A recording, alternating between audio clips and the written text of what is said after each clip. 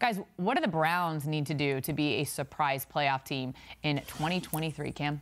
Yeah, it's got to start with the quarterback, Deshaun Watson. He needs to be the superstar quarterback they traded for him to be. And you could just remind people of what they paid him after they made that trade. You got a situation where you're paying a quarterback like Deshaun Watson the most guaranteed money that any player has ever received, and you need that type of value. And we need to see the version of Deshaun where he was in Houston, where he's putting up crazy numbers, third in completion percentage, first in passing yards, first in yards per attempt. He was one of the best 3 to 5 quarterbacks in football. And last year, whether it was the rust, whether it was suspension, we didn't get that version of him early. And we know the Browns have Nick Chubb. We know they have a solid defense, particularly on the passing side of the ball. They need that quarterback to step up.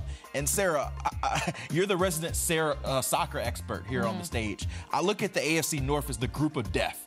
World Cup time, we always talk about the group of death, where there's 4 teams, and you're like, somebody's going to go home sorry. Maybe 2 teams going home sorry. How can the Browns be the surprise team? They got to make sure that Deshaun is better than one of those other quarterbacks in the group of death teams, the Bengals, the Ravens, the Steelers. It's a tough challenge. Can you be better than Joe Burrow? Can you be better than Lamar Jackson? The Browns need it out of Deshaun.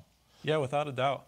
You know, despite finishing last in the division, they actually have a really good roster. When you look at offense, obviously you have Watson, you have Chubb, you have Cooper, you have Moore, and that offense is pretty good. They just have to open up the pass game a little more. On defense, you add guys like Dalvin Tomlinson and Juan Thornhill to a already solid defensive front, defensive secondary, you know, with Greg Newsome, with Denzel Ward.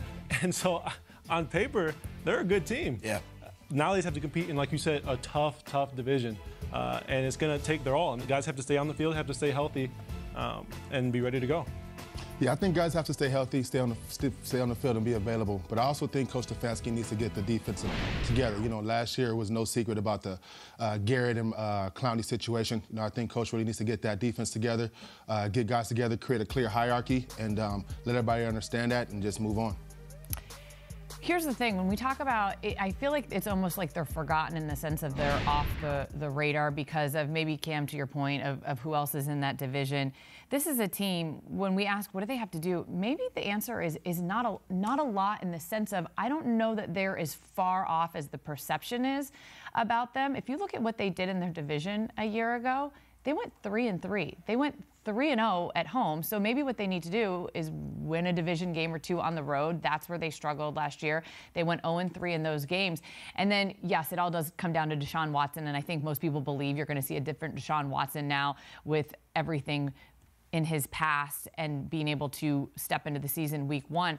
But with the run game they have, does Deshaun Watson have to play insanely lights out to be successful? Nick Chubb, Kareem Hunt, they're just right outside the top 5 in almost all of those rushing categories. And so a little bit, you know, give the ball to those guys. Let them do what they do best. And, you know, I know that Deshaun has to play better than what we saw last year. Certainly the contract necessitates that. But then when you look, again, at some of the guys and the pieces he has around them, it's not this leap. I don't think it's the leap that people think, that it's got to be this incredible, insane leap to get them into the hunt, because I think the pieces are there. The pieces are there, but the reality is you pay Deshaun Watson that much money, he can't be a piece of it. He has to be the reason. Nick Chubb's going to be Nick Chubb, right? But if you're competing against a Joe Burrow, you're competing against Lamar Jackson, those dudes are going to be the dudes for their team, even though they have supporting pieces. We need to see that out of Deshaun. He has a lot of pressure on him this offseason.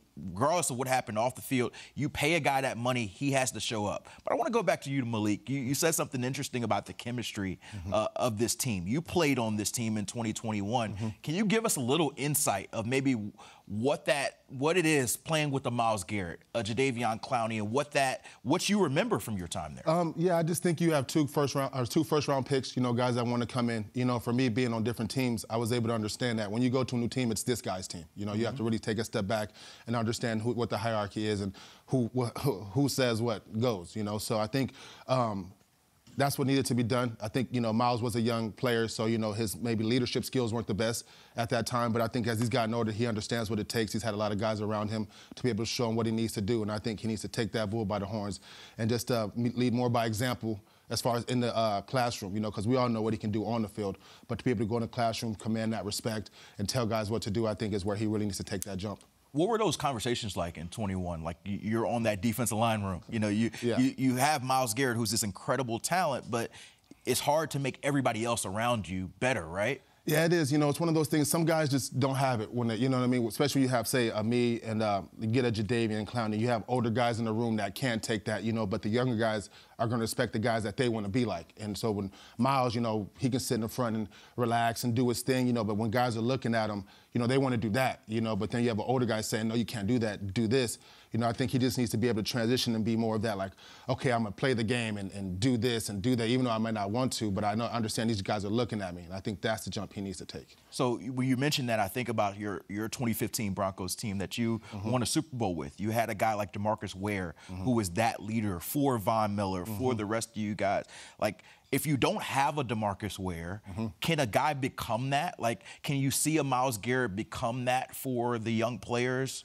I think so because of the other rooms that he has, but it is hard, and you are right. You know, luckily I did have a DeMarcus Ware, even a Kevin Vickerson and a Robert Ayers that took me under their wing and showed me what it was about. Because you know, when you guys get in the league, you have those horror stories where they're like, oh, they're going to tell you the wrong play or not teach you the right things. And luckily I was with a group of guys that were altruistic and very cool and just wanted me to be great. And I think once you have that helps a lot. But I think you can learn it. It might take a little time, and I think that's what we're seeing now. It feels like so often on this show, we measure teams against other teams in the sense of, right now it's Kansas City Chiefs. They're the benchmark. That's what everyone's chasing. But I feel like the Bengals are put up there. We talk about Joe Burrow with that same sentiment. We talk about the Eagles, the Niners.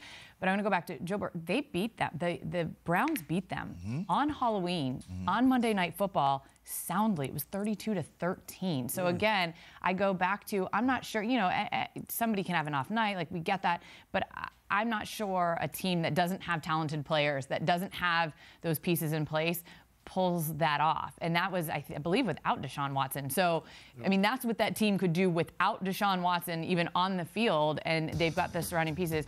Cam, you said that this feels like the group of death to you in terms of the division. I don't know if I don't know if I would go with this division because I have another one in mind. Julian, what do you think? Group of death. I think this is a tough division. I mean, I think you look at the quarterbacks, you see all that they have. Each defense in that division is very tough as well. You know, gotta mention the defenses. I don't know. There's a few divisions out there that are tough. I think the NFC North should be interesting this year because there's some teams on the rise like the Lions. The Bears are reshaping. Minnesota obviously had a great record last year, and Green Bay will be different. Yeah. But talking about up-and-coming established teams, I mean, the AFC North looks really good on paper. I mean, it's going to be a battle for sure. In those games, like you said, Browns went 3-3, finished last in the division. Yep. It's pretty open right now. These close games that we all know, like down the stretch of the season, it gets, you know, any team can win any day, no matter what each team has available for that game. And so I'm excited to see how it goes down the stretch.